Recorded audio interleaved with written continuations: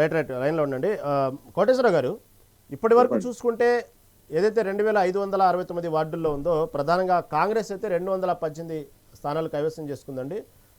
BRS వచ్చేసి 127, ఇటు BJP వచ్చి 20 స్థానాల్లో దాదాపుగా వార్డులు కైవసం చేసుకుని ఈ ఓవరాల్గా చూసుకుంటే ఈ ఫలితాలు రేపు జరగబోయేటువంటి ఏదైతే జిహెచ్ఎంసీ ఎన్నికల్లో ఈ ఫలితాల యొక్క ప్రభావం పడే అవకాశం ఉందా? ఇప్పటికే 3 భాగాలు విభజించారు జిహెచ్ఎంసీని. దానివల్ల ప్రభావం ఎటువంటి అవకాశాలు కనబడే అవకాశం ఉందంటారు? కాంగ్రెస్ ఉన్నాయి. ఇప్పటి వరకు మొత్తం 17 మున్సిపాలిటీల్లో కాంగ్రెస్ స్పష్టమైనటువంటి ఆధిక్యతలు కానీ కాంగ్రెస్ ఫలితాలు కనుక వెలువడితే 15 కాంగ్రెస్, 2 టీఆర్ఎస్ అని వార్తలు వస్తున్నాయి. ఖచ్చితంగా దీని కాంగ్రెస్ ఈ తక్కువ. ఎన్నికల్లో వచ్చేటువంటి ఫలితాలు తర్వాత జరిగేటువంటి ఇంకో గంట తర్వాత మండల వస్తాయి. 4 పరిషత్తులు అదేవిధంగా 3 కాంగ్రెస్ వచ్చినాయి. ఎవరో డిస్టర్బెన్స్ గా ఉందండి, వాళ్ళు మ్యూట్ చేయమని. రామచంద్ర గారు కొంచెం మ్యూట్లో బెటరా, వాయిస్ వస్తుంది బయటికి. కోటేశ్వర గారు మాట్లాడుతున్నారు. ఈ మున్సిపల్ ఎన్నికల ఫలితాలు, గ్రామ పంచాయతీల ఎన్నికల ఫలితాలు మున్సిపాలిటీల మీద ప్రభావం చూపించినట్టుగా కనిపిస్తా ఉంది. అదేవిధంగా మున్సిపల్ ఎన్నికల ఫలితాలు త్వరలో జరగబోయేటువంటి మండల పరిషత్, జిల్లా పరిషత్తుల మీద కూడా ఖచ్చితంగా దాని ప్రభావం చూపిస్తాయి. ఎందుకంటే కొంతమంది ఓటర్లు గెలుపు గుర్రాల మీదనే వాళ్ళు ఎప్పుడు కూడా పందెం కాస్తారు. అందుకని ఖచ్చితంగా 5-6 నెలల్లో జరుగుతాయా లేకపోతే ఇంకా ముందా తర్వాత అనేటువంటి పక్కన పెట్టేట్లయితే ఈ జిహెచ్ఎంసి అదే 3 కార్పొరేషన్ల ఎన్నికల్లో కూడా ఇదే విధమైనటువంటి ట్రెండ్ కంటే ఇంకా కాంగ్రెస్ కి ఒక బలమైనటువంటి పోటీ వచ్చే అవకాశం ఉంది. ఇప్పటి వరకు అయితే కాంగ్రెస్ ఈ 3 కార్పొరేషన్స్ లో బలహీనంగా ఉంది.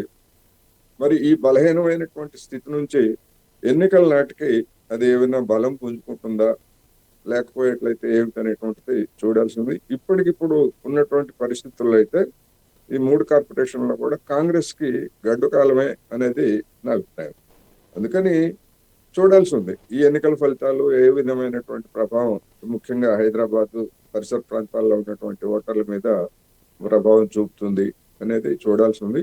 అందుకని మిగిలినటువంటి రాష్ట్రంలో మాత్రం ట్రెండ్ స్పష్టంగా ఇప్పటికే మనకి అర్థమవుతా ఉంది. అత్యధికమైనటువంటి స్థానాలని అంటే మున్సిపల్ చైర్పర్సన్స్ లేదా చైర్మన్లు, కార్పొరేషన్స్ పదవులను కూడా కాంగ్రెస్ గెలుచుకునేటువంటి ట్రెండ్ కనిపిస్తుంది అనేది నా అభిప్రాయం. మరొక విశ్లేషకులు మనతో పాటు సిద్ధంగా ఉన్నారు. ప్రముఖ విశ్లేషకులు వినోద్ గారు. నమస్తే అండి. వినోద్ గారు మీట్లో ఉన్నారా? రైట్. వినోద్ గారు, ప్రస్తుతం ఉన్నటువంటి ఫలితాలను బట్టి చూస్తూ ఉంటే కాంగ్రెస్ని హవా కొనసాగిస్తూ ఉంది. దీన్ని అధికార ప్రభుత్వం కాబట్టి, అధికార పార్టీ కాబట్టి ఈ రిజల్ట్స్ అనేది కామన్గా ఊహించినవి అంటారా, లేకపోతే రేవంత్ రెడ్డి పరిపాలన నచ్చి ఈ విధంగా రిజల్ట్స్ వచ్చినాయి అంటారా? దీన్ని ఎలా చూడాలి? ముందుగా మెగా 9 టీవీ ప్రేక్షకులకి గుడ్ మార్నింగ్ అండి. అయితే నా తోటి ప్యానలిస్టులకు కూడా ఈ గుడ్ మార్నింగ్ చెప్తున్నాం. ముఖ్యంగా ఈ ఎన్నికలు అనేటివి డబ్బు అంటే ఒక ఓటుకు 30,000, 50,000, 10,000, 1000 ఇట్లా స్థాయిని బట్టి, ప్రాంతాన్ని బట్టి ఇవాళ ఆ రకంగా మొత్తానికి ప్రజాస్వామ్యాన్ని కూను చేసి కొనుక్కున్న ఫలితాలు ఇవి. అంతే తప్ప ఇవి రేవంత్ రెడ్డి ప్రతిభను చూసి, లేదంటే రేవంత్ రెడ్డి పరిపాలన చూసి, రేవంత్ రెడ్డి అభివృద్ధిని చూసి కాదు. కేవలము కొనుక్కోవడం, ఓట్లను కొనుక్కోవడం, సిగ్గు లేకుండా నిస్సిగ్గుగా ఇవాళ మొత్తం ప్రజాస్వామ్యాన్ని అపహాస్యం పాలు చేస్తూ ఇవాళ అది కాంగ్రెస్ అయినా, అది బీఆర్ఎస్ అయినా, అది బీజేపీ అయినా దుర్మార్గంగా ఓట్లతో ఇవాళ కొనుక్కొని గెలుస్తున్న పరిస్థితి. కానీ ఎవరు కూడా ఇవాళ తమ యొక్క అభివృద్ధితో, తమ యొక్క ఆత్మ గౌరవంతో, లేకపోతే తన పార్టీ ఫిలాసఫీతో, మేనిఫెస్టోతో గెలిచిన ఓట్లు కావు.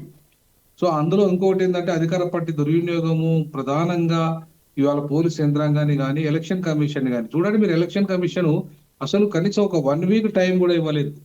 ఒక 1 వీక్ టైం కూడా ఇవ్వకుండా ఎలక్షన్ పోయిన చరిత్ర ఇంతవరకు ఎక్కడ లేదు, ఏ రాష్ట్రంలో లేదు.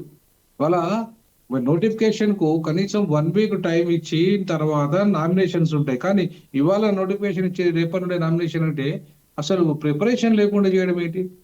అంటే ఏ రకంగా రేవంత్ రెడ్డి వివరిస్తుందంటే నా దగ్గర డబ్బు ఉంది, పెట్టుబడిదారులు ఉన్నారు కాబట్టి గుమ్మేస్తా, కొనేస్తా, నేను అధికారంలోకి వస్తా అని చెప్పే పరిస్థితులలో రేవంత్ రెడ్డి ప్రభుత్వం ఉంది తప్ప రేవంత్ రెడ్డి 6 గ్యారెంటీల అమలు కానీ లేదంటే 420 హామీలు కానీ ఎక్కడ కూడా అమలైంది లేదు. ఫ్రీ బస్ తప్ప. ఆ ఫ్రీ బస్సు కూడా ఏంటంటే గ్రామీణ ప్రాంతాలలో ఉన్న బస్సులే మాత్రమే ఉన్నాయి తప్ప మేజర్ బస్సులు ఎక్కడ కూడా ఫ్రీగా బస్సులు పోవట్లేదు.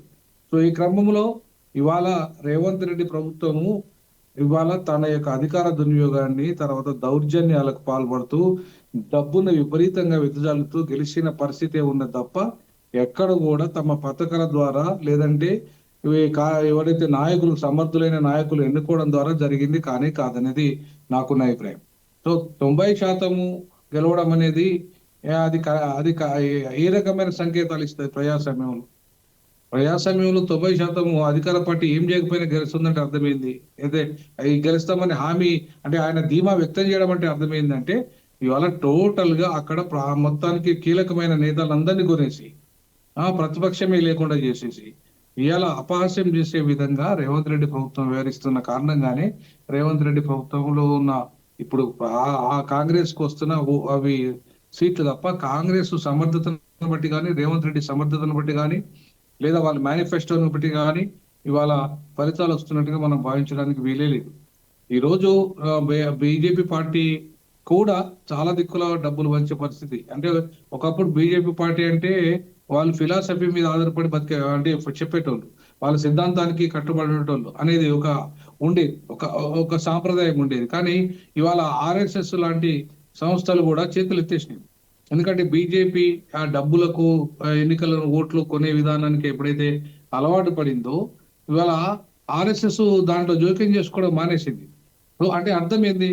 ఇవాళ ఒక ఐడియాలజికల్ గా పనిచేస్తున్న ఆర్ఎస్ఎస్ సంస్థ తన ఐడియాలజీ తప్పి ఇవాళ దానికి విరుద్ధంగా బీజేపీ ఈ ఎన్నికల రాజకీయాల్లో విపరీతమైన డబ్బు ప్రభావానికి లోబడి పనిచేస్తుందనే దాన్ని ఇవాళ ఆర్ఎస్ఎస్ కూడా గమనించింది. చాలా వరకు మేధావులు కూడా గమనించిన కారణంగానే ఇవాళ ఆ బీజేపీకి చాలా మంది దూరం అవుతున్న చరిత్ర కూడా మనకు కనబడుతుంది. సో కాబట్టి ఇవాళ రోజుకు దుర్మార్గంగా విపరీతంగా ఈ కార్పొరేట్ రాజకీయాల ప్రభావం కారణంగా అక్కడికి వెళ్ళి చంద్రబాబు నాయుడు ప్రారంభించిన కార్పొరేట్ రాజకీయాలు, ఆ చంద్రబాబు శిష్యుడైన రేవంత్ రెడ్డి, కేసీఆర్ కానీ ఇప్పుడు బీజేపీ కూడా అంటుకున్నది దాని ప్రభావం.